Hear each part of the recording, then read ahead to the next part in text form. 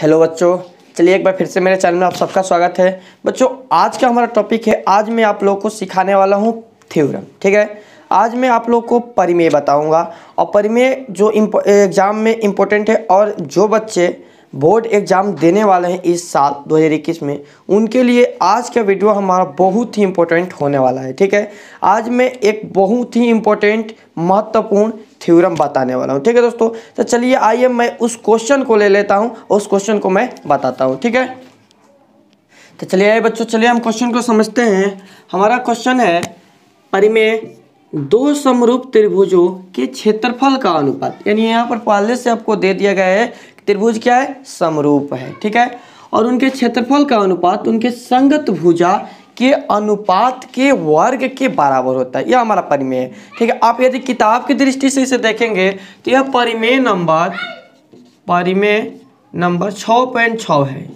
Book के दृष्टि से आप देखेंगे तो यह परिमेय नंबर आपका 6.6। ठीक है, और इस परिमेय को 2021 में होने वाले एग्जाम में पूछने की आशा है। ठीक है, चलिए आइए हम इसको समझते हैं और इसे हम बनाते हैं। ठीक है, बिल्कुल आसान भाषा में मैं आपको समझाऊंगा, एक बार आप ध्यान से समझिएगा, बिल्कुल समझ में आ जाएगा। ठीक है, सबसे पहले तो हम क्या करते हैं परिमेय में, आप एक बात ध्यान रखिएगा हमेशा कि परिमेय बनाते समय जो भी आपको क्वेश्चन दिया रहेगा उसमें से सिद्ध करना है कि या हटा देना है। ठीक है, केवल क्वेश्चन को कि दो समरूप त्रिभुजों के क्षेत्रफल का अनुपात उनकी संगत भुजाओं के अनुपात के वर्ग के बराबर होता है, यह हमारा साधारण प्रतिज्ञा हो जाएगा। यानी क्वेश्चन को ही हमें लिख देना है साधारण प्रतिज्ञा। ठीक है, अब आइए हम विशेष प्रतिज्ञा को लिखते हैं। यहाँ पर क्या लिखेंगे, अगला हेडिंग हमारा होगा विशेष प्रतिज्ञा। क्या हो जाएगा, विशेष प्रतिज्ञा। ठीक है, याद रखना है आपको, परिमेय बनाते समय ध्यान दीजिएगा। मैं अपने चैनल पर और इसी के नीचे आपको कमेंट में मिल जाएगा, चाहे इस फोल्डर में मिल जाएगा,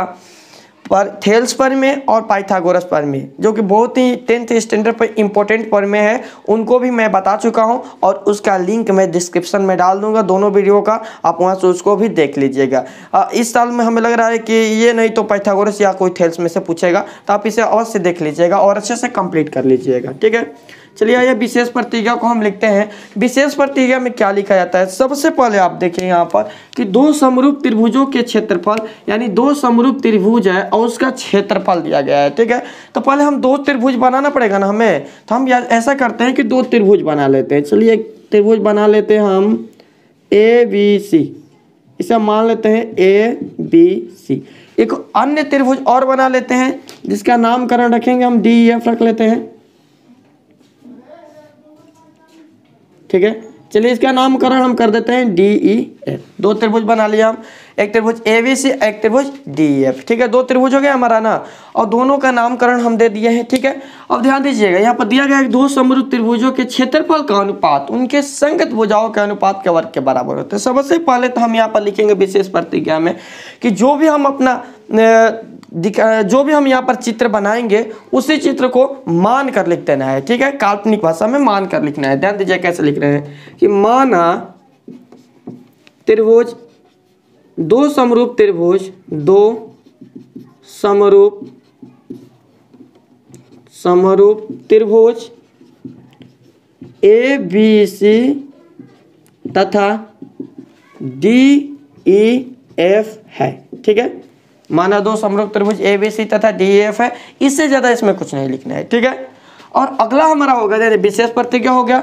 अब सिद्ध क्या करना है इसे हम लिखेंगे। ठीक है, विशेष प्रतिज्ञा के बाद क्या लिखेंगे कि सिद्ध क्या करना है। देखिए तो हो गया हमारा त्रिभुज ABC तथा त्रिभुज DEF समरूप हो गया। ठीक है, दोनों त्रिभुज समरूप हो गया, मतलब हम मान लिए।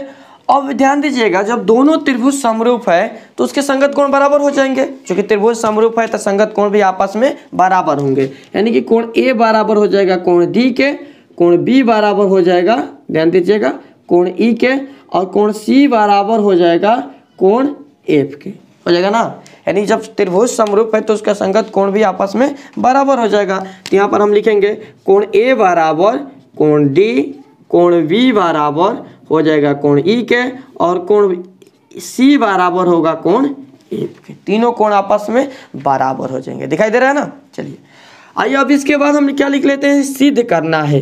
सिद्ध करना है, कोई भी परिमेय आएगा तो ध्यान दीजिएगा, ये मुख्य टॉपिक आपको पहले साधारण प्रतिज्ञा, विशेष प्रतिज्ञा सिद्ध करना है, उसके बाद रचना, यदि रचना होगा तो रचना, उसके बाद हम प्रमाण। ये आपको 5 याद रखना है, साधारण प्रतिज्ञा, विशेष प्रतिज्ञा सिद्ध करना है, रचना और प्रमाण, 5 टॉपिक याद रखना है। ठीक है, चलिए सिद्ध क्या करना है कि उनके संगत भुजाओं के वर्गों के अनुपात के बारे में, उनके क्षेत्रफल का अनुपात, यानी कि त्रिभुज, ध्यान दीजिएगा हम इसे रेड से लिख दे रहे हैं कि त्रिभुज ABC का क्षेत्रफल, एरिया ऑफ त्रिभुज ABC बाई एरिया ऑफ त्रिभुज DEF का क्षेत्रफल, DEF का क्षेत्रफल का अनुपात उसके संगत भुजा के अनुपात के वर्ग के बराबर होती है। तो संगत भुजा AB बटा में DE, तो AB स्क्वायर हम इसे लिख सकते हैं AB स्क्वायर बटा में DE स्क्वायर बराबर BC स्क्वायर बटा में EF स्क्वायर बराबर AC स्क्वायर बटा में DF स्क्वायर। इसी को हमें सिद्ध करना है कि त्रिभुज ABC का क्षेत्रफल और त्रिभुज D, दोनों त्रिभुज के क्षेत्रफल का अनुपात, ध्यान दीजिएगा यहाँ पर B है, B को थोड़ा ऊपर हम लिख देते हैं, उनके संगत भुजाओं के वर्गों के अनुपात के बराबर होती है। ये हमें सिद्ध करना है। ठीक है, समझ में आ रहा है ना। अब देखिए ध्यान से यहाँ पर हम क्या करेंगे, कुछ रचना करेंगे, ध्यान दीजिएगा रचना। चूंकि त्रिभुज के क्षेत्रफल निकालने के लिए उसका ऊंचाई जरूरी है, तभी ना 1/2 इंटू बेस इंटू हाइट, यानी कि आधार गुणे ऊंचाई करेंगे हम, तो ऊंचाई तो जरूरी है यहाँ पर ना, वहाँ पर ऊंचाई नहीं पता है हमें, तो हम क्या कर रहे हैं, रचना में लंब डाल देते हैं। ऐसा करते हैं कि ए से हम एक लंब डाल देते हैं आधार BC पर, ठीक है, और D से लंब डाल देते हैं आधार EF पर। ठीक है, कोई दिक्कत। A से हम AM लंब डाल देते हैं, D से DN लंब डाल देते हैं। अब आपकी मर्जी, कुछ भी ले सकते हैं वहाँ पर। ठीक है, तो आइए चलिए हम इसे लिख लेते हैं कि त्रिभुज ABC में शीर्ष A से AM लंब का संकेत ऐसा होता है, लंब BC पर, तथा त्रिभुज DEF में शीर्ष D से DN लंब EF पर, D से DN लंब EF पर डाला गया है। ठीक है, ये हमारा रचना हो गया। ठीक है, कोई प्रॉब्लम। अब ध्यान दीजिएगा यहाँ पर रचना तो हो गया, अब हम देंगे प्रमाण। क्या देंगे, प्रमाण। अंतिम टॉपिक है प्रमाण, इसी में आपको प्रूफ कर देना है, सिद्ध कर देना है। ठीक है, चलिए प्रमाण देते हैं। सबसे पहले तो त्रिभुज का क्षेत्रफल का अनुपात है। सबसे पहले हमारा काम क्या होगा, त्रिभुज का क्षेत्रफल निकालेंगे। ध्यान से समझिएगा, बिल्कुल समझ में आएगा। सबसे पहले हम क्या करेंगे, त्रिभुज का क्षेत्रफल निकालेंगे। यहाँ तक हम कुछ नहीं किया, अलग से कुछ भी नहीं किए हैं, यहाँ तक तो पूरा क्वेश्चन ही समझिए। रचना में बस हम क्या किए हैं कि रचना में हम देखें कि त्रिभुज का क्षेत्रफल यहाँ पर निकालना है, तो क्षेत्रफल के लिए आधार चाहिए, ऊंचाई चाहिए। आधार तो है लेकिन ऊंचाई नहीं है, इसलिए हम रचना के माध्यम से ऊंचाई को मान लिए, रचना कर ली है। ठीक है, आइए चलिए प्रमाण में निकालते हैं। त्रिभुज ABC का क्षेत्रफल, त्रिभुज ABC का क्षेत्रफल, तो किसी भी त्रिभुज के क्षेत्रफल का फॉर्मूला होता है 1/2 इंटू आधार गुणे ऊंचाई, यानी आधार बेस गुणे हाइट। तो आधार के लिए V लिखे हैं, ऊंचाई के लिए H लिखे हैं। ठीक है, तो 1/2 इंटू आधार हो जाएगा हमारा, ध्यान दीजिए त्रिभुज ABC में आधार क्या हो जाएगा, आधार हो जाएगा BC, यानी 1/2 इंटू BC इंटू इसकी ऊंचाई AM हो जाएगा। ठीक है, AM। ठीक है, कोई प्रॉब्लम। आइए दूसरा वाला का निकाल लेते हैं, त्रिभुज DEF का क्षेत्रफल। सेम ऐसी तरह निकलेगा, तो 1/2, समझ में आ रहा है ना, 1/2 इसका आधार हो जाएगा EF, इसका आधार क्या हो जाएगा EF हो जाएगा, इंटू इसकी ऊंचाई हो जाएगी DN, इसकी ऊंचाई क्या हो जाएगी DN हो जाएगी। ठीक है, कोई प्रॉब्लम। चलिए आइए इसका अनुपात निकाल लेते हैं, प्रश्न में अनुपात निकालने तो अनुपात निकाल लेते हैं, इसलिए यहाँ पर थोड़ा सा मैं रेड पेन का यूज कर लेता हूँ। त्रिभुज ABC का क्षेत्रफल, सॉरी दोस्तों लाइट चली गई थी, फिर से आ गई।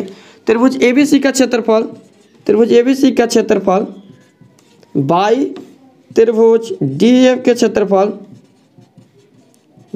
क्षेत्रफल इक्वल टू, दोनों का अनुपात निकालेंगे तो 1/2 इंटू BC इंटू AM हो जाएगा, ये हो जाएगा 1/2 इंटू EF इंटू DN हो जाएगा। ठीक है, देखिए 1/2 से 1/2 कट जाएगा, बचेगा हमारा BC/EF into AM/DN, BC/EF into AN/DN बच जाएगा। ठीक है, कोई प्रॉब्लम? आइए चलिए इसे हम समीकरण 1 मानकर छोड़ देते हैं। ठीक है, इसको यहीं पर हम छोड़ देते हैं। ठीक है, अब ध्यान दीजिएगा, थोड़ा फिगर में आप ध्यान दीजिएगा। तो यहाँ पर देखिए त्रिभुज AMB, एक छोटा सा त्रिभुज बना है ना यहाँ पर AMB, यहाँ पर ध्यान दीजिएगा AMB, छोटा सा एक समकोण त्रिभुज की लंब है। तो लंब का अर्थ क्या होता है? आधार पर 90 डिग्री का कोण बना है या 90 डिग्री का कोण बना है। तो यहाँ पर ये हो जाएगा 90 डिग्री, और इस त्रिभुज में भी ये कितना का हो जाएगा? 90 डिग्री का हो जाएगा। ठीक है, कोई प्रॉब्लम? ध्यान दीजिएगा, यहाँ पर जब ये 90 डिग्री है तो त्रिभुज AMB और त्रिभुज DNE दोनों समकोणिक है, क्योंकि उसमें एक कोण तो समान है ना, तो दोनों क्या है? समकोणिक है, तो दोनों समरूप है। तो मतलब AA से दोनों समरूप है, क्योंकि एक कोण था इसे प्रश्न से ही बराबर दे दिया गया है। ठीक है, और एक कोण 90 डिग्री है, तो समकोणिक हो गया, मतलब जिसका कोण 90 समकोणिक हो जाता है, समान कोण का हो जाता है। तो दोनों समकोणिक है, तो हम लिखेंगे यहाँ पर, ध्यान दीजिएगा कि त्रिभुज AMB, देखिए AMB तथा त्रिभुज DNE, त्रिभुज DNE क्या है? समकोणिक है, समकोणिक है। ठीक है, दोनों त्रिभुज क्या है? समकोणिक है। ठीक है, और जब समकोणिक है तो इसका दोनों कोण बराबर हो जाएगा, यानी कि कोण एक तो प्रश्न से ही कोण B बराबर, कोण E प्रश्न में यहाँ पर दे दिया गया है, प्रश्न से ही कोण B बराबर है किसके? कोण E के। किससे? तो प्रश्न से यह बराबर है। एक 90 डिग्री हो गया, यानी थोड़ा सा हम वीडियो को नीचे थोड़ा सा हम नीचे करता हूं ताकि आपको दिखाई दे। ठीक है, और एक हो जाएगा हमारा कोण B, एक हो जाएगा कोण M बराबर N, कोण M बराबर हो जाएगा कोण N के। तो ये हो जाएगा किससे? प्रश्न से, यानी कि ये हो जाएगा हमारा समकोणिक से, मतलब 90 डिग्री है, 90 डिग्री है। ठीक है, 90 डिग्री है। तो दोनों कोण का जब दो कोण बराबर हो जाएगा, तो हम यहाँ पर पढ़े हैं कि AA के नियम से, AA कसौटी से, AA के नियम से दोनों त्रिभुज क्या हो जाएगा? समरूप हो जाएगा, दोनों त्रिभुज समरूप, यानी कि त्रिभुज AMB समरूप हो जाएगा त्रिभुज DNE के। और जब त्रिभुज समरूप है तो उसकी संगत भुजा समानुपाती होगी। जब त्रिभुज समरूप है तो इसकी संगत भुजा क्या हो जाएगी? समानुपाती होगी। यहाँ पर मैं बना रहा हूँ, यहाँ पर इसकी संगत भुजा क्या हो जाएगी? समानुपाती होगी। ध्यान दीजिएगा, तो हो जाएगा हमारा, तो दोनों त्रिभुज समरूप है तो इसकी संगत भुजा AB बाई, यहाँ का बाद, यहाँ पर ध्यान दीजिएगा, यहाँ के बाद यहाँ पर है AB बाई DE बराबर होगा AM/DN के, AM/DN के। ठीक है, इसे हम समीकरण नंबर, इक्वेशन नंबर 2 मान लेते हैं। अब ध्यान दीजिएगा इक्वेशन नंबर 1 में और इक्वेशन नंबर 2 में। इक्वेशन नंबर 1 में यहाँ पर AM/DN है ना, तो हम ऐसा करते हैं कि समीकरण 1 से चलते हैं। यहाँ पर लिख रहे हैं समीकरण 1 से, समीकरण 1 से। समीकरण 1 में दिया गया है त्रिभुज ABC का क्षेत्रफल बाई त्रिभुज DEF का क्षेत्रफल, त्रिभुज DEF का क्षेत्रफल इक्वल टू दिया गया है BC/EF बराबर AM/DN दिया गया ना, AM/DN दिया गया है, इंटू है, सॉरी यहाँ पर इंटू है, इंटू AM/DN दिया गया है। ठीक है, अब ध्यान दीजिएगा समीकरण 2 से AM/DN का मान क्या है? AB/D है। ठीक है, AB/D है। अब ध्यान दीजिएगा यहाँ पर थोड़ा सा आप देखिए कि जब त्रिभुज चूंकि समरूप है तो समरूप का अर्थ क्या हुआ कि उसका संगत कोण बराबर हो गया और उसकी संगत भुजा भी समानुपाती होती है। यहाँ पर ध्यान दीजिएगा, यहाँ पर लिख देना चाहिए मुझको, चलिए कोई बात नहीं। चूंकि त्रिभुज समरूप है तो समरूप का अर्थ होता है कि उसके तीनों कोण बराबर है। ठीक है, आपस में बराबर है, संगत कोण बराबर है, असंगत भुजा भी समानुपाती है। यानी यहाँ पर AB/D बराबर है BC/EF के और बराबर है AC/DF के, मतलब ऑलरेडी बराबर है। चूंकि त्रिभुज क्या है? समरूप है, तो ऑलरेडी बराबर है। ठीक है, चलिए हम यहाँ पर क्या कर देते हैं, चूंकि यहाँ पर लिख देते हैं, चूंकि प्रश्न से, ध्यान दीजिएगा, चूंकि प्रश्न से AB/DE बराबर है किसके? BC/EF के, BC/EF के, ये बराबर है AC/DF के। प्रश्न से ये तीनों भुजा समानुपाती है, बराबर है आपस में। तो हमें क्या करना है, ध्यान दीजिएगा, समीकरण 1 में हम क्या करते हैं यहाँ पर कि BC/EF है ना, AM/DN है, तो AM/DN का मान क्या है, AB/D है, वहाँ पर हम रख देते हैं। यहाँ पर क्या करते हैं हम, ध्यान दीजिएगा कि देखिए यहाँ पर रखते हैं हम BC/EF इक्वल टू, ध्यान दीजिएगा, थोड़ा सा उधर ध्यान दीजिएगा, AM/DN का मान क्या है, AB/D, हम यहाँ पर रख देते हैं AB/DE रख देते हैं, AB/DE रख देते हैं, ठीक है। इंटू होगा यहाँ पर, सॉरी इंटू हो जाएगा, ठीक है। अब हम क्या करते हैं, ये तो हम साइड लाए ना, तो इसे हम इससे यहीं पर रख देते हैं कि यहाँ पर ऐसे होगा। अब हम क्या करेंगे, चूंकि AB/DE का मान BC/EF है, ठीक है, तो या तो हम ऐसा करेंगे कि यहाँ पर AB/DE का मान BC/EF रख देंगे, ठीक है। ऐसा करेंगे हम कि AB/DE का मान BC/EF रख देंगे, और नहीं तो BC/EF का मान AB/DE रख देंगे। किसी एक को हटाकर उसके, तीनों आपस में बराबर है तो किसी एक का मान वहां पर रख कर बराबर करेंगे, समझ में आया, ठीक है। चलिए आइए हम ऐसा करते हैं कि BC/DF AB/DE को हटाकर ये किसके बराबर है, BC/DF के बराबर है, तो इसका मान वहां पर रख देते हैं। तो हो जाएगा हमारा कि त्रिभुज ABC का क्षेत्रफल बाई त्रिभुज DF का क्षेत्रफल, ठीक है, इक्वल टू, ध्यान दीजिएगा, BC/EF को हम छोड़ देते हैं, BC/EF, और AB/DE का मान BC/EF है, तो यहाँ पर हो जाएगा BC/EF, ठीक है, BC/EF है, ठीक है। अब देखिए यहाँ पर BC/EF इंटू BC/EF दोनों सेम है ना, तो हम उसका गुणा करेंगे तो यहाँ पर क्या हो जाएगा, ध्यान दीजिएगा, जब दोनों का हम गुणा करेंगे तो हो जाएगा हमारा BC² क्या हो जाएगा, BC² हो जाएगा ना। अब ध्यान दीजिएगा BC² हो गया, तो ये तो हमारा ये निश्चित करना था कि उसके संगत भुजा के वर्गों के अनुपात के बराबर, मैंने दोनों त्रिभुज के क्षेत्रफल का अनुपात उसके संगत भुजा के वर्ग के अनुपात के बराबर होती है, यही प्रूव करना था। और देखिए यहाँ पर दोनों त्रिभुज के क्षेत्रफल का अनुपात निकाल दिए हैं, उसकी संगत भुजा के भी अनुपात का वर्ग निकाल दिए हैं, दोनों बराबर हम सिद्ध कर दिए हैं। और ध्यान दिए चूंकि BC बराबर है EF, BC/EF दोनों के बराबर है ना, तो इसका यदि हम वर्ग करेंगे तो इन सब का भी वर्ग आपस में बराबर हो जाएगा ना, तो इसलिए हो जाएगा हमारा त्रिभुज, दिखाई दे रहा है ना, त्रिभुज ABC का क्षेत्रफल बाई हो जाएगा त्रिभुज DEF का क्षेत्रफल, ठीक है, इक्वल टू BC/EF इसके बराबर है, तो हो जाएगा AB² बाई DE²। ध्यान दीजिएगा परिमेय थोड़ा लंबा था इसलिए मैं छोटा छोटा लिख रहा हूँ, यदि कोई प्रॉब्लम होगी तो प्लीज़ कमेंट कीजिएगा, मैं इसका एक फोटोकॉपी निकाल कर मैं इसका लिंक डाल दूंगा डिस्क्रिप्शन में, ठीक है। प्लीज़ बराबर AB/DE² बराबर BC² by EF² equal to AC² by DF², यही प्रूव करना था ना, हो गया हमारा प्रूफ।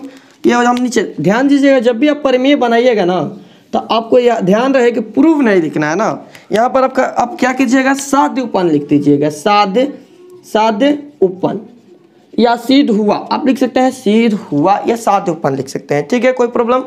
ध्यान दीजिएगा बच्चों, ये परिमेय आपको जब भी बनाना हो तो आप इसमें 5 चीज़ याद रखिएगा। साधारण प्रतिक्रिया क्वेश्चन को ही लिख देना है, अब जो भी क्वेश्चन को मानकर सांकेतिक रूप में लिखेंगे, गणितीय रूप में, तो वह हो जाएगा हमारा विशेष प्रतिक्रिया हो जाएगा, ठीक है। और सिद्ध क्या करना है वो तो आपको लिखना ही पड़ेगा, और रचना, यदि रचना हो तो रचना करना पड़ेगा, नहीं है तो कोई बात नहीं है।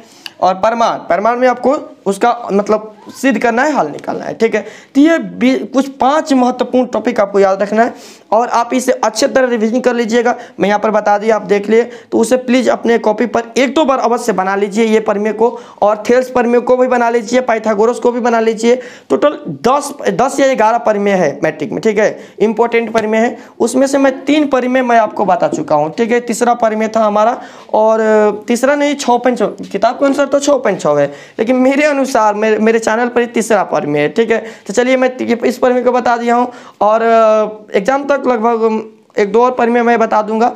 और जितने भी ऑब्जेक्टिव, जितने भी इंपॉर्टेंट क्वेश्चन है वो जो एग्जाम के संबंधित है, मेरा इंस्टीट्यूट का गेस किया हुआ भी बहुत सारे क्वेश्चन है, तो उसको भी मैं प्रयास करूंगा कि धीरे धीरे आप लोगों को बता दूं। और कोई प्रॉब्लम हो तो प्लीज़ कमेंट कीजिए, और कोई भी डिमांड हो तो आप प्लीज़ कमेंट कीजिए, ठीक है। चलिए धन्यवाद।